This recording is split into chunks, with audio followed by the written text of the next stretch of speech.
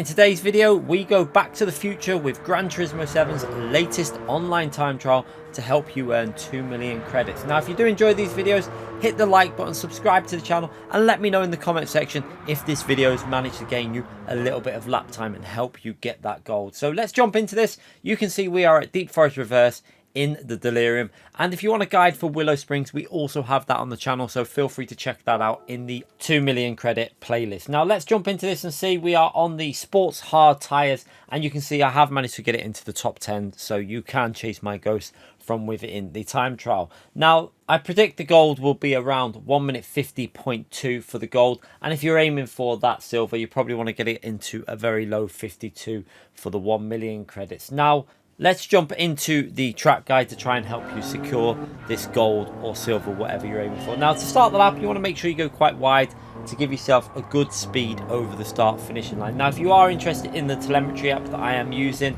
you can check out the link in the description and download it from there. Now, I'm running the Delta on the previous lap still. I forgot to change it to my best lap, so that Delta is not really worth looking at because it's based on a pretty slow lap.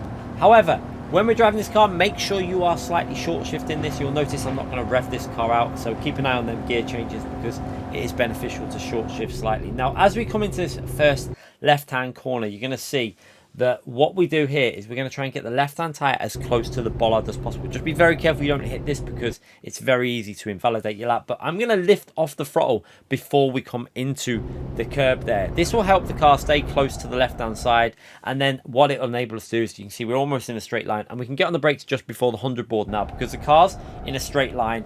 And we can get that left-hand tyre up onto the curb. Now, this is important to do. Try and go as wide into this corner as possible because this will give you better exit speed. And as you start rotating into this corner, you can see once you can see that your right-hand tyre is going to go right up onto that curb, you can actually get on the throttle quite aggressively and early. You can see starting to put that throttle in very early before we're even on the curb and not lifting straight to 100% throttle. That will give you a really good exit speed and carry that speed all the way up this straight. And yeah, you can see I think as I go over the first sector time, I'm on a 0.1, which is a pretty good first sector, and actually I think it's quicker than the ghost I'm chasing there. So not a bad first sector. And just remember, don't rev out these gears on this straight and be very cautious of the walls as you go through the tunnel because I invalidated a few laps by clipping the wall there. Now we're going to get on the brakes as soon as we pretty much exit the tunnel and we're in daylight. We're onto the brakes before the curb on the left. And we're going to brake in a straight line. Now we're in third gear and you can see we're starting to turn the car in now. But as we start turning that car in, you're going to see I'm going to go down into second gear pretty much at that point. And you want the right-hand tyre to get right up onto this curb and then back onto the throttle as soon as you're on that curb. You can see quite aggressively onto that throttle. Carry the speed to the exit there. And now up to third gear nice and early just before the end of the curb. And this is flat out. You do not need to lift in this car. Just get the line right. Stay on the throttle. Use a bit of the curb with the right-hand tyre. Then the left-hand tyre on the curb. Be careful you don't hit the bollard there because that will invalidate the lap as well. And then again, as you come through this right-hand corner, your right-hand tyre needs to be on that green Astro there to widen the line in. Now, we're going to get on the brakes just before the blue signpost for the tunnel there. That's going to enable us to brake in a straight line and slow it down so that we can take a tight line through this corner. Because what you want to do is you want to pretty much follow the white line as you go through here. So left-hand tyre, basically using that white line as a guide all the way through. Now on the throttle aggressively there, you can see, so that we can carry the speed right up to the wall on the exit. And then just before we come out of the tunnel, you can see we're onto the brakes quite early here because you're going to start rotating it. Now, because of the little dip here, as you rotate it, it is going to start sliding in a little bit. And you want that left-hand tyre just to skim the curb there, which we do quite well, but we carry a little bit too much speed in. We're slightly compromised here. So you can see, as I come to this phase, I'm having to put a bit more turning inputs than what I would have really liked. So I think I lost a little tenth of a second there. And then into the braking zone, we're going to look for that 50 board and we're going to brake just short of the 50. Now again, brake briefly in a straight line and then you want to start turning it in to this curb on the right hand side. It's really important to try and hold like the Ghost is doing there on the curb because you get a bit more rotation. I slightly missed it there. You can see I went a little bit deep, but what I did manage to do was get on the power quite early, but another tenth of a second probably lost just on that final corner by not using the curb to rotate me through. And then stay in third gear. Do not short shift obviously as you go over the finishing line. And we go over for a reasonable 1:47.7. It's not blistering pace, but it's a reasonable lap to give you a guide and to understand how you're going to get that goal. So let's have a watch of that lap again from that chase camera.